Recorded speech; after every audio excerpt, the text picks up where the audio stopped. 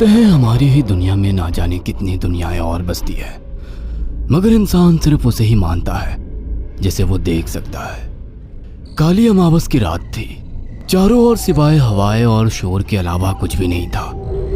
राजन को आज घर लौटने में देर हो गई थी। रात के सन्नाटे को वो अपनी साइकिल से चीरता हुआ चला जा रहा था। वह गांव की नदी तक पहुंचा ही था कि तभी उसे नदी के पास एक काला साया दिखाई दिया जो नदी के किनारे पानी को घूरे जा रहा था। इतनी रात को नदी के पास देखकर राजन के ना जाने क्यों रोंगटे खड़े हो गए। उसे ऐसा महसूस हुआ मानो उसके पैर साइकिल के पैडल पर जम गए हो। राजन कपकपाते हुए होठों से बोला, कौन है वहां पर? राजन ने इतना बोला ही था कि अचानक वो साया बिजली की रफ्तार से दौड़ता हुआ राजन के नजदीक आ गया। राजन की नजर जैसे ही उस साये पर पड़ी, उसके हलक से एक भयानक चीख निकल गई। इस घटना के 1 महीने बाद अर्जुन का सारा ध्यान ड्राइविंग पर था। उसकी पत्नी शिखा कार में ड्राइविंग सीट के बगल में बैठी हुई एक मैगजीन पढ़ रही थी। शिखा ने मैगजीन रखकर अर्जुन की ओर देखकर कहा, और कितनी दूर रह गया है तुम्हारा गांव अर्जुन? बस थोड़ी दूर रह गया है, आधे घंटे में हम पहुंच जाएंगे। तुम्हारे चेहरे पर इतनी टेंशन क्यों है? टेंशन क्यों नहीं होगी शिखा, मैंने अपनी माँ को बगैर बताए तुमसे लंदन में शादी जो कर ली। पता नहीं माँ तुम्हें देखकर कैसे रिएक्ट करेगी। डोंट वरी अर्जुन, मुझ पर भरोसा रखो। तुम्हारी माँ को मनाने की जिम्मेदारी मेरी है। आई होप शिखा ऐसा ही हो। यकीन मानो अगर ऐसा हुआ ना तो मेरे ऊपर से एक बहुत बड़ा बोझ उतर जाएगा। अब मुस्कुरा भी दो यार। अच्छा, तुम बता रहे थे कि गांव में तुम्हारी बहुत बड़ी हवेली बनी हुई है। कुछ बताओ ना अपनी हवेली के बारे में। अरे 15 मिनट में हम वैसे भी पहुंचने वाले हैं, तुम खुद देख लेना। कुछ ही देर में अर्जुन अपने गांव वीरपुर अपनी हवेली में खड़ा हुआ था। अर्जुन की मां अर्चना देवी अर्जुन के स्वागत के लिए हवेली के बाहर खड़ी हुई थी। अर्जुन ने दौड़कर अपनी मां के पैर छुए और डरते हुए बोला, ये शिखा है मां, मेरी पत्नी। हम दोनों ने लंदन में शादी कर ली। अर्जुन की बात सुनकर अर्चना देवी मुस्कुराकर बोली, कोई बात नहीं बेटा, एक ना एक दिन तो तुझे शादी करनी ही थी। इतना बोलकर अर्चना ने अपनी बहू को गले लगा लिया और वो अंदर आने का इशारा करती हुई वहां से चली गई। अर्जुन को अपनी माँ का ये बिहेवियर देखकर बहुत ज्यादा हैरत हुई। उसे उसकी माँ इस बार बहुत बदली हुई सी लगी। अर्जुन पूरे 10 साल बाद लंदन से आया था। अर्जुन उन्हीं ख्यालों में खोया हुआ था कि उसके कानों में उसकी पत्नी शिखा की आवाज टकराई। अब क्या बाहर ही खड़े रहने का इरादा है क्या? अंदर नहीं चलोगे? कौन से ख्यालों में गुम हो गए? मुझे लगा था माँ को मेरी शादी के बारे में जानकर बुरा लगेगा, मगर माँ को तो जैसे कोई फर्क ही नहीं पड़ा। अजीब आदमी हो, ये तो अच्छी बात है।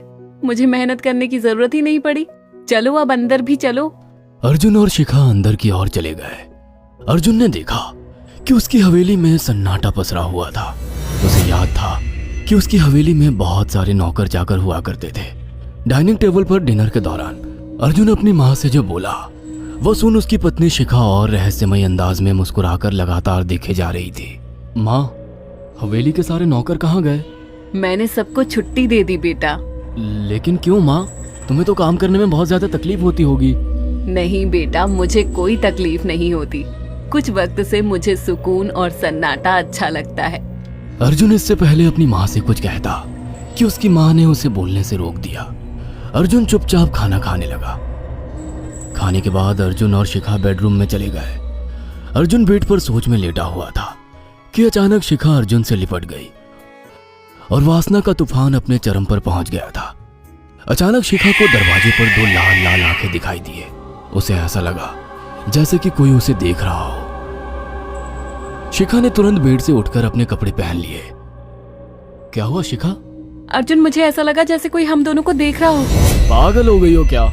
हवेली में सन्नाटा पसरा हुआ है, एक भी नौकर चाकर नहीं है। तुम्हें वहम हुआ होगा। तुमने तो सारा मूड खराब कर दिया शिखा, अब सो जाओ। उस रात अर्जुन तो गहरी नींद में सो गया, मगर शिखा की आंखों से नींद कोसों दूर थी। अगली सुबह शिखा जल्दी उठकर किचन की ओर चली गई, मगर उसने देखा कि उसकी सास अर्चना नाश्ता तैयार कर चुकी थी। माँ, आपने तकलीफ क्यों की? मुझे बुला लेती आप। शिखा की बात सुनकर उसकी सास अजीब से अंदाज में शिखा की ओर देखने लगी। उनके देखने के अंदाज में पता नहीं ऐसा क्या था कि शिखा को अपने रोंगटे खड़े होते हुए महसूस हुए। अर्चना धीरे धीरे करीब कदमों से शिखा के करीब आकर बोली, कोई बात नहीं बेटी, तुम्हें अब यहीं रहना है। तुम सिर्फ मेरे बेटे के साथ प्यार से रहो और जल्दी से मुझे एक पोता दे दो। काम की चिंता मत करो, वो सब मैं कर लूंगी। कुछ ही दिनों के बाद अर्चना गर्भवती हो गई। उसे हवेली में रहते हुए 6 महीने से ज्यादा वक्त हो चुका था और इन 6 महीनों में उसने नोट किया कि जब से वो गर्भवती हुई है, उसकी सास अचानक से आकर उसके पेट पर हाथ फेरने लगती और अजीब से अंदाज में उसके पेट को घूरने लगती। शिखा ने तंग आकर अर्जुन से कहा, अर्जुन, मुझे तुम्हारी माँ का बिहेवियर बड़ा अजीब लगता है। तुम्हारी माँ जब देखो मेरे पेट पर आकर हाथ फेरती रहती है। अरे माँ को अपने पोते के आने का बेसब्री से इंतजार है शिखा, इसमें अजीब लगने वाली क्या बात है? मैं तुम्हें कैसे समझाऊं? मैंने माँ की आंखों में एक अजीब सी चमक देखी है। कैसी चमक? शिखा के मुंह से अचानक से एक अल्फाज निकल गया, जैसे किसी डायन की आंखों में होती है। शिखा की बात सुनकर अर्जुन का गुस्सा 7वें आसमान पर पहुंच गया। वो गुस्से से चीखते हुए बोला, खबरदार शिखा, आगे एक शब्द मेरी माँ के खिलाफ मत निकालना, नहीं तो मुझसे बुरा कोई नहीं होगा। तुम्हें शर्म आनी चाहिए शिखा।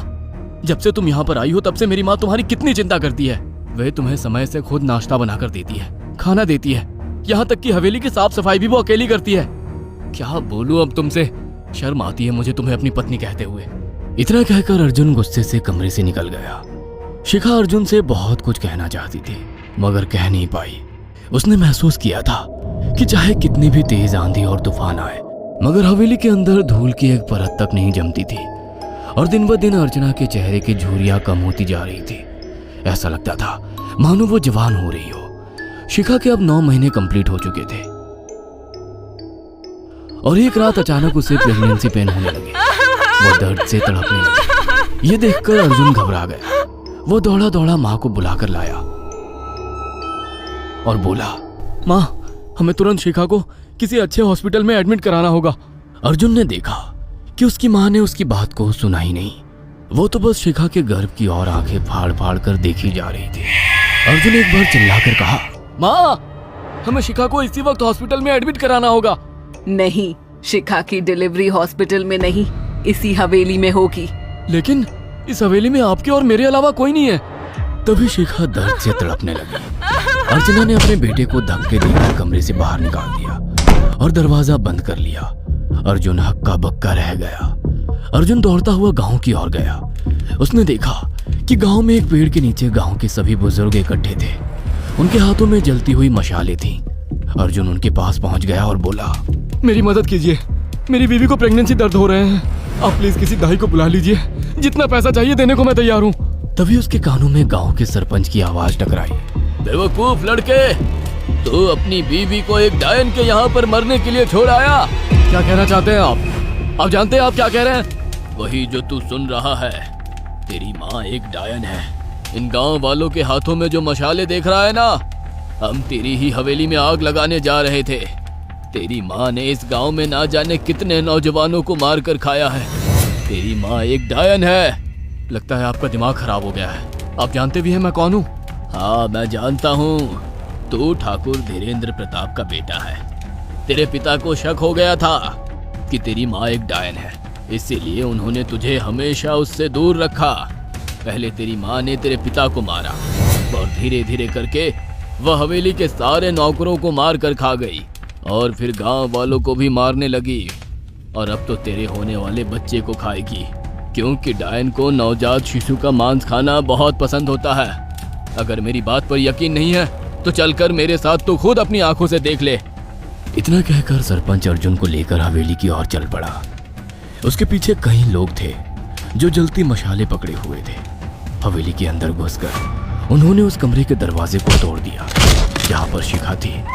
कमरे का मंजर देखकर अर्जुन के रोंगटे खड़े हो गए। उसने देखा कि उसकी माँ एक बेहद भयानक रूप में उसके बच्चे का मांस खा रही थी और उसकी पत्नी शिखा फर्श पर मरी हुई पड़ी थी और पूरा फर्श खून से लाल था। अर्जुन को अपनी आंखों पर यकीन नहीं आ रहा था कि तभी उसकी माँ उसके ऊपर झपटी। सरपंच ने चीखकर कहा, अरे इस डायन को आग लगा दो, जिंदा जला दो इसे और साथ ही इस हवेली को भी। सभी लोगों ने जलती हुई मशालें डायन के ऊपर फेंक दी। देखते ही देखते डायन दर्द से चीखने और चिल्लाने लगी और कुछ ही देर में वो जलकर राख हो गई। हवेली में आग लगते ही सभी लोग अर्जुन को खींचकर बाहर ले आए। अगले दिन अर्जुन अपनी पत्नी की यादें साथ लेकर आंखों में आंसू लिए दोबारा लंदन वापस चला गया। अगर आपको हमारी ये कहानी पसंद आई हो तो इसे लाइक और शेयर करना ना भूलें। साथ ही ऐसी और नई कहानियों के अपडेट्स पाने के लिए हमारे चैनल अक्षु टीवी को जरूर सब्सक्राइब करें।